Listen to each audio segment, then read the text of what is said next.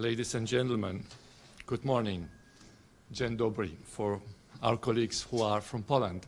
It's a particular pleasure to be here with you today and to speak about EuroHPC. First of all, great thanks to all the organizers, since now we are all together under this new, I would say, endeavor, which is called EuroHPC. So many thanks to all of you, because it was it's a bit of boycottage. Anyway, so many thanks to all of you, because it would not have been happening otherwise without your full support, without the support from all of you, I can confess. It maybe was a bit long, although it was done at a breathtaking pace, I can tell you. And many, many thanks to all the member states, to your delegates. But if we have it today, it's because you made it happen.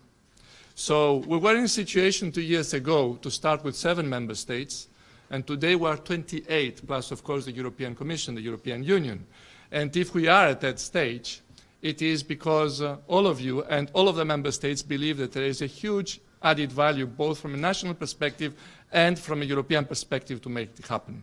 28 means that today we have basically all the member states, 25 with the exception of Cyprus, Malta and the United Kingdom. And we have in addition Norway, Switzerland and Turkey with us since now 3 or 4 weeks, if I remember well. And by the way, I take this opportunity to really thank all my colleagues, in particular Gustav Kalbe and his team, who have spent days and nights to make it happen at the pace that you cannot imagine. We're at such a pace sometimes that even member states, when we meet them, and now we are at the 6th meeting we just held 2 or 3 days ago, they are telling us, please calm down, because we are not able anymore to follow your pace. So you can say yourself, well, okay, fine, we had a European strategy. It was established since 2012. So what is the EuroHPC bringing on top of that? Already Thomas Lippert has highlighted a number of elements there of this European strategy, but I would like to mention that there are 2 or 3 fundamental differences with what we had in the past. And these fundamental differences are, first of all, that we put in place for the first time in Europe a joint procurement process. So what we want is to get the top machines for you, for the applications that you are running. And the second big objective is to continue all the efforts we did in the sense of building a thriving ecosystem, an HPC and big data ecosystem. You can tell me why it's good to have it. First of all, because our objective is to strengthen the supply industry in Europe. Second, to be able to continue leading the applications in the way Thomas Lippert was mentioning, because we are indeed, everywhere we go around, everybody is telling us that we are leading in the applications, and there were some nice examples already. And third, equally important, is to make sure that we close the chain, we close the link between research on the one side and procurement on the other side. So this is why it is all important. So I would say then we set it up. So we started in March 2007 with 7 countries, as you heard. In 8 months, we managed to have the regulation out there, that is end of 2018. And then in another 8 months, we negotiate with the Council to be able to have it ready in October. And now we are, as I said, at the 6th meeting. So what happened during these 6 meetings? So let's say, first of all, from an infrastructure perspective, we promised that we will go for what we would call pre-exascale machines, that are machines at the level of more than 100 petaflop per second, and that according to the budget that we have, which is of the order for the next 2 years of €1 billion for both the ecosystem and the infrastructure, that we will devote part of that budget for acquiring those machines. As I said, pre-exascale, a little bit more than 100, possibly more than 150 petaflops, with the European contribution coming on top of the national contribution. That is, if everything goes well, half of the budget would be provided by us and half of the budget by the member states. And at the same time, we wanted to strengthen the machines that many member states would like to have, at the level of 2 to 100 petaflops per second. This is the petascale machines, where the European contribution would be of the order of 35%, maximum up to 35% of the acquisition costs. And I'm really proud to say now that we received, first of all, on the pre-exascale part, 3 applications that go for more than 660 million euros, and they are involving 14 countries. So I guess you know already who the contenders are. So Barcelona, Cineca in Bologna, and CSE in Finland, in Kajaani. So that's really something which is fantastic. Nobody was expecting that to happen. And this is really showing that the first step, that of providing or of putting in place an infrastructure for all of you to be able to meet your, I would say, challenging applications, is somehow already there. Now we'll take the decision, since we are still in the evaluation stage, beginning of June, and I do hope that from these 3 applications, as well as the 5 applications we received on the petascale machines, we'll have many of those, if not all of those, running and operational in the next few months, so as to be able to increase exactly what Thomas Lippert was saying, from the 110 petaflops per second, or peta that we have today in terms of compound computing power, to something like 4 times or 5 times bigger. And to be able, for the first time almost, to be able to give you the computing power you need for your applications. So as to stop this phenomenon where most of you go outside Europe because Praise machines are not enough, and you go elsewhere to run your applications. So this is what is at stake, and this is where we are all proud of this first step, and we'll be even more proud when we'll have the results in just 2-3 weeks from now. Now, what would be the next steps? Okay, you say we will select those machines early June, then we do what? So our planning is to then open first of all a phase where other member states can come in this consortia. We'll give a 1-month delay for them to come in, possibly to provide further funding for those machines. And all the funding they provide is against access time. And then we'll sit all together and we will start preparing the next steps. What are those? The next steps is, of course, the procurement process per se, which is going to be a joint procurement process as far as the pre-exascale machines are concerned, with the ambition to be able to install those machines by the end of 2020 and have them operational as of 1st January 2021 at the latest. Something similar will happen on the petascale part. So there, hopefully, we should go a little bit faster. And in principle, we should be ready to have those machines installed middle 2020 and make them available to all of you so that you can run your applications. So when we talk about applications, then the next question is, how do I get access to those machines? Well, already you have access to tier 0 machines via Praise. So the ambition would be to continue providing these kinds of access to those machines. But some of the principles for access have already been defined by the member states and the union in our discussions. So first of all, the applications will be only in the civil domain. So this is in line with the civil character of Horizon 2020, where most of the money is coming from. Second, as we hope that the allocation of time will go smoothly, as smoothly it goes for Praise today, that will have competitive calls. There will be continuous possibility for submission, and then the allocation of access time based on your proposals will continue like this until we see how things are running, and possibly then later on we define another access possibility, which might be simpler than this one, which would be based still on competitive calls for the time being. And what we have also agreed with the member states is that you will not pay for access to those machines. It's the union and the member states paying for those. And at the same time that we could open part, at least, of the JU time that will be accessible from a union perspective to our industrial players for commercial purposes. And we agreed that up to 20% of the JU time could be open for commercial purposes, but only on a pay-per-use I would say, model by taking for granted that the quality of service that will be provided to all of you will be exactly the same.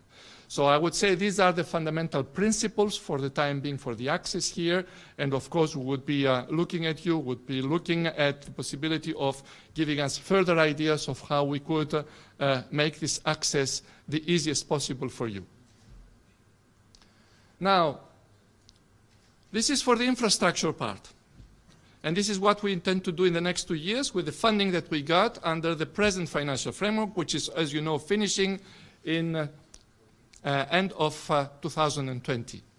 Let me come to the ecosystem part now. I told you that our purpose is to strengthen what we already have out there from all perspectives, from the supply chain, from the application side, and from the training and skills side. So in 2018, we already, just to take the latest year where we are, what we did last year, in 2018, we had already many calls that are addressing some of the, this ecosystem. In hardware, we started the European Processor Initiative, first time in Europe where we have the ambition to build a processor which is based on as much as possible European technology. So 23 players coming together. They started in December with the ambition to have in the next 3-4 years the first general purpose processor, and which will be complemented by an accelerator which would be based on OpenRISC-V. This would be the one that we will be using, these developments, to be able to build the first exascale machine based on European technology, and I will come back to that in a moment. But it's not only about hardware. It's a lot about software codes for the scientific communities, and it's a lot about applications for our industrial colleagues. So what we did is already in 2018, we continued some of the centers of excellence, and many of you are belonging to many of the centers of excellence. So 6 are continued and 3 new have been started for an overall value of 72 million euros. Here we're trying to serve as many scientific communities as possible for providing, an upgrade of your software codes, for optimizing your codes, for developing new computational models. So we tried to have at least these 9 centers of excellence that are there, that are addressing a very big, I would say, or a large scope of what is possible in terms of scientific applications, from weather modeling, from material science, and from engineering aspects to biomedical engineering or to developing or understanding the climate change. So, and of course, we will not stop here, as you will see in a moment. And from an application perspective, we have put in place calls last year for almost 100 million euros so that industry can now build on the experience and capitalize on many of the software developments that are happening in the different scientific communities, and use and to build software environments and application test beds in key application areas for Europe. So here we have applications that are addressing many different perspectives. I would say from applications that are dealing with farming. You know that farming is one of the next big challenges from a European perspective, where digital is somehow also shaping the way the future of agriculture will happen, to issues that are related to personal medicine and others. And we will announce in a few days, by the way, the inclusion of 7 new projects that are come from a Connecting Europe facility program, where we have been addressing applications mainly for the public sector. So now, if you are telling me what's next, all this is fine. So we have developed this. So basically in 2018, we had calls for almost 250 million euros. So the calls that some of those are the ones that I just mentioned. And what's coming up is now under a different perspective, under the joint undertaking, is a research and innovation agenda that you have been preparing in ETP for HPC, but also many of the scientific communities, and where we would have calls in 2019 and 2020 for something like 360 million euros, if it is not more, from the JU, and some additional calls that would come to strengthen our centers of excellence under Horizon 2020, where we hope to have 3 or 4 new centers of excellence with a budget of 20 million euro that we foresee in 2020. So 2019, we hope that the calls will go out there just before summer or just after summer. I do hope that it's going to be before summer. Now we are discussing with the member states the work plan for 2019. You can see what would be the main areas of activity in 2019. So basically we'll have calls that will be addressing only the software and the applications part. We'll have calls that will be allowing you to develop new programming models, new algorithms, new software that will be tailored to application needs. We will provide the opportunity for our software vendors to be able to upgrade their codes and offer the latest possible codes that are commensurate to the application needs. We will start developing an ecosystem that will build around competence centers. This is a new activity that we have all been planning together for quite some time. These competence centers, the idea would be that we'll have one per member state. They will be becoming somehow like the stop shop for providing on-demand services to public and private users. Access to tools, access to equipment, and in particular access, of course, to supercomputing so that they can offer the kind of services, in particular innovation services that many of our industries need. I see that the problem is recurrent and it's continuing. Doesn't matter. So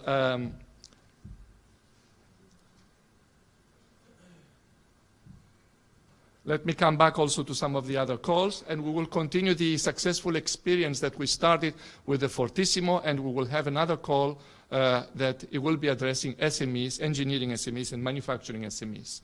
The 2020 calls are still under elaboration, so it's very early to announce them, but basically their objective will be continuing the efforts we started under the European Processor Initiative, and from there on building the first pilot systems for moving to the exascale so that we are ready later on to build a full-scale exascale machine.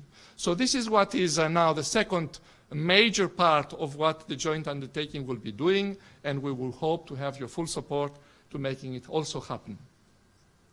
Now, let me move to something which may not be so essential for you, but it is essential for functioning and for making the whole thing coordinated well. This is the governance aspects. So, first of all the decision-making bodies are articulated around the governing board. All the decision-making is done by the European Union and by the 28 participating members. We will have the JU hopefully becoming autonomous in the second part of 2019, and in the next very few days, my information is that in the next 2-3 days, we will publish the call for selecting the executive director. So for those of you who are interested, that would be a very good opportunity to play it European. So more than what you are actually doing it, and even, making it happen from internal. Then next to it, we need advisory bodies that are, advisory bodies somehow that are advising the governing board on all the essential elements of the joint undertaking. Which are those? Of course, the research and innovation agenda, where we have our private partners participating and preparing the roadmap, so the ETP4HPC, but also the Big Data Value Association. So this is the RIAG.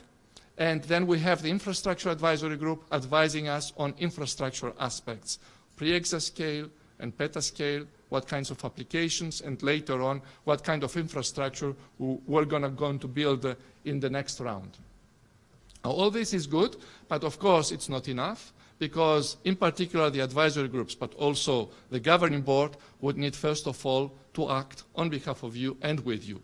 So our ambition is then to make sure that all the intelligence gathering we need to be able to feed in the process of the EuroHPC would be coming basically for you. And we have on the one side the technology supply chain, and on the other side the user chain, of course. And when I say users, it's all kinds of users, from public and scientific users to the private users, including, of course, our basic partners here, which are Géant and Prace. So, and I think one of the challenges that we'll have in the next coming months, and this is what I asked to the Infrastructure Advisory Group to make sure that it happens, is to make sure that from the user perspective at least, because I think from the technology perspective it's already happening via the ETP4HPC and BDVA, but from the user perspective, that we put in place a sort of structure to be able to have very added value interactions between all the users, and in particular here the industrial users, where the scientific users are quite well organized under place, but this is not necessarily the case for the industrial users. So to make sure that we put in place a structure that would allow a very good interaction between what's happening on the left side and what's happening on the governing side. And of course, the result of all that would be the implementation itself, which would be reflected in terms of machines we will be acquiring. I've already explained that in terms of the research and innovation projects we will be launching, but also what Praise and Jean will be doing in the next months, if it is not in the next years. So you can say all this is fine and it's going to happen in the next 2 years, but this is not the end of the process. It's just the beginning. Because if we put up such a kind of infrastructure, a structure like this, like the EuroHPC joint undertaking, it was not just to have it run for 2 years and then, have the machines and have them running and operational until some time, until they become void. We did it to be able to do it for the next 10, 15 years. That's the ambition that we want to do. And why do we believe that this is good to have? Not only for the reasons and the motivations I've already mentioned to you, but in particular because HPC there is to stay, from the point of view that it's one of the key critical technologies from the point of view of feeding the digital transformation of Europe. Because this is what is at stake. And all of you are addressing industrial aspects, and all of you are addressing scientific challenges, but which are closely related to socioeconomic challenges that Europe is facing. Climate change, personalized medicine, understanding how we build a new generation of materials. So all this has HPC at the center. And I don't need to convince you, you're already convinced.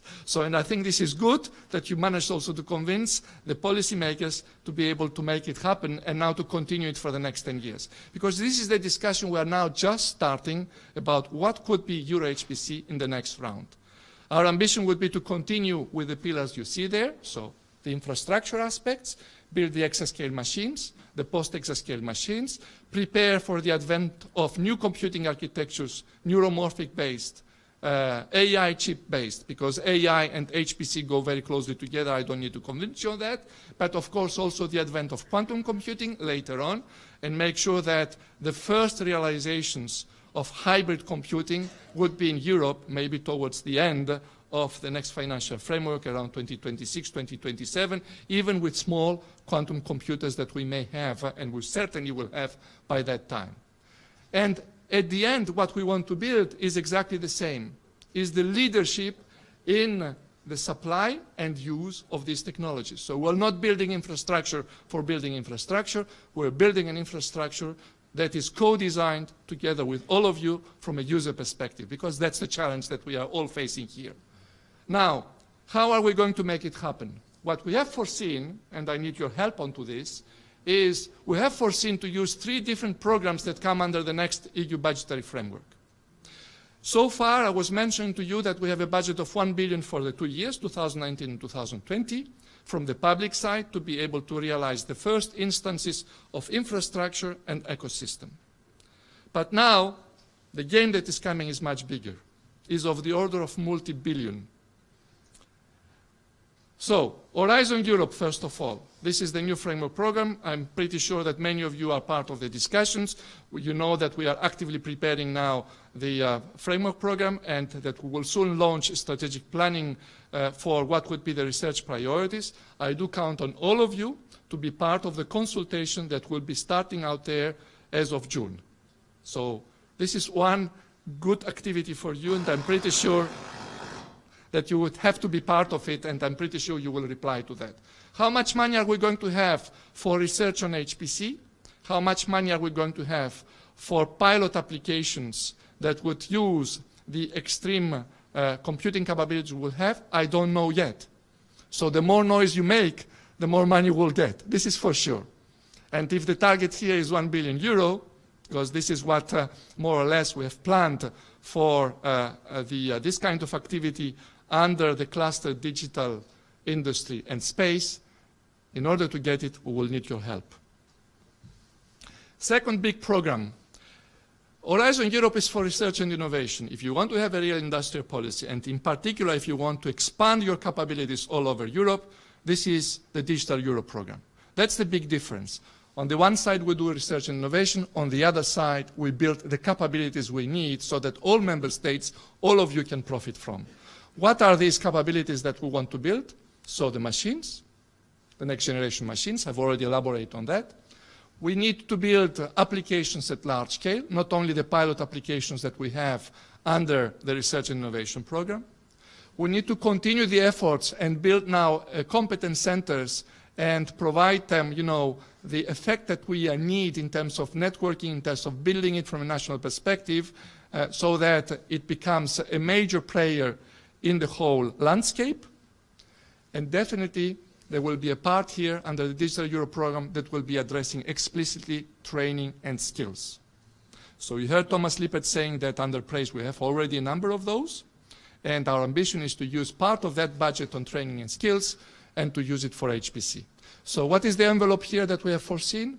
2.7 billion euros from the union funds, just on that pillar, HPC, and another 200 to 300 million on training and skills. So it's 3 billion here. And you would expect, to a very large extent, that we'll have also national contributions, because this is only the union contribution. So this is why it's also absolutely important and fundamental, and I'm really turning back to you, to support the Digital Europe program in the negotiations that are coming.